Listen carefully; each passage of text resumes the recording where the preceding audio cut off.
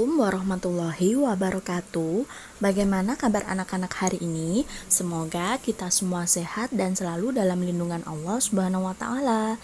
Tetap semangat belajar ya, meskipun belajar dari rumah. Sebelum kita mulai pembelajaran hari ini, mari kita berdoa terlebih dahulu.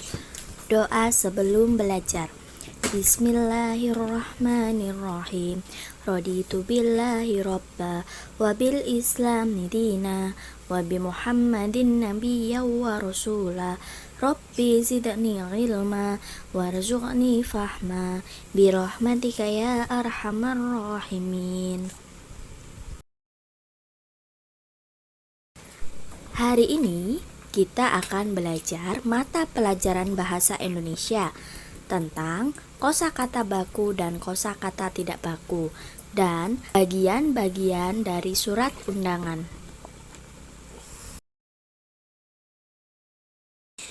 Kira-kira apa pengertian dari kosakata baku dan kosakata tidak baku?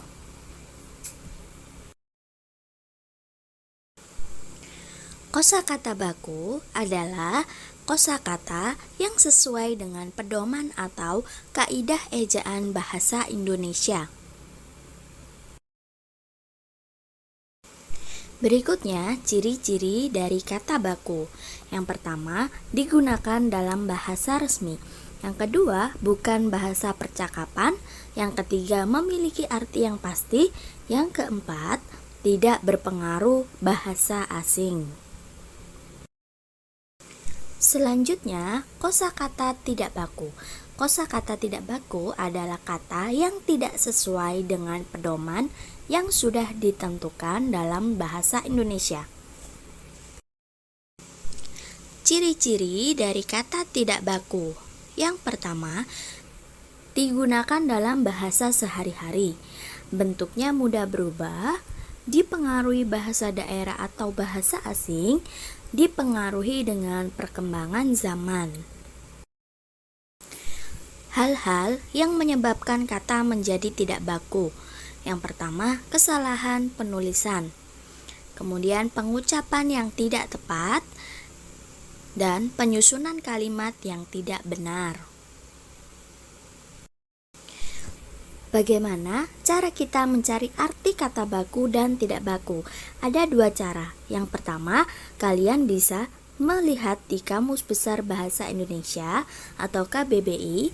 Dan cara yang kedua, jika kalian tidak punya KBBI, kalian bisa membukanya di KBBI online. Untuk linknya ada di gambar ini ya. Berikut ini contoh kata baku dan tidak baku. Yang pertama, kata baku menyontek. Kata tidak bakunya mencontek. Yang kedua, misi. Kata tidak bakunya misi, S-nya ada 2 kali. Ketiga, nasihat. Kata tidak bakunya nasehat. Yang keempat, mengubah. Kata tidak bakunya merubah. Yang kelima, sistem. Kata tidak bakunya sistem. Keenam, tradisional. Kata tidak bakunya tradisional. 7. Terampil. Kata tidak bakunya terampil. 8. Hierarki. Kata tidak bakunya hierarki tanpa menggunakan E. 9. Ekstrim.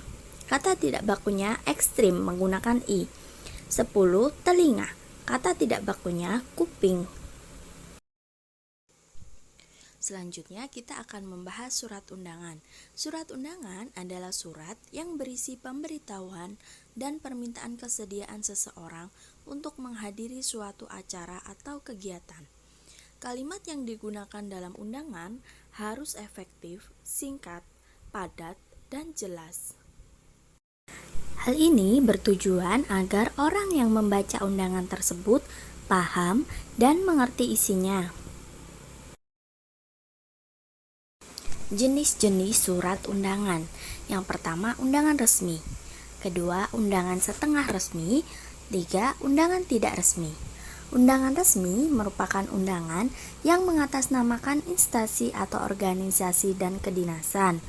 Undangan setengah resmi adalah undangan yang mengatasnamakan perorangan dan ditujukan ke perorangan maupun instansi atau organisasi.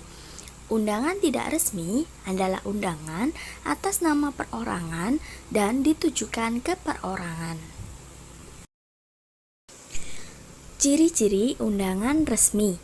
Yang pertama, menggunakan bahasa baku. Kedua, dikeluarkan oleh instansi atau organisasi resmi.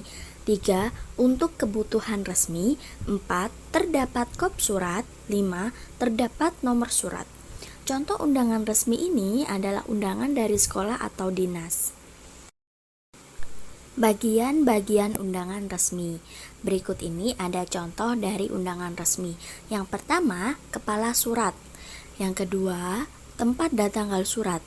Ketiga, nomor surat. Keempat, perihal surat. Kelima, nama dan alamat. Keenam, salam pembuka.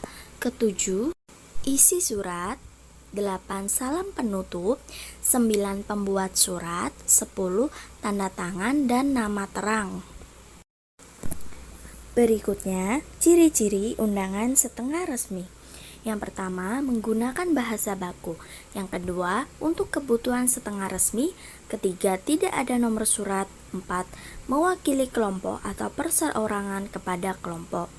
Contoh undangan setengah resmi ini adalah undangan Karang Taruna, undangan rapat keluarga, dan undangan arisan. Ciri-ciri undangan tidak resmi.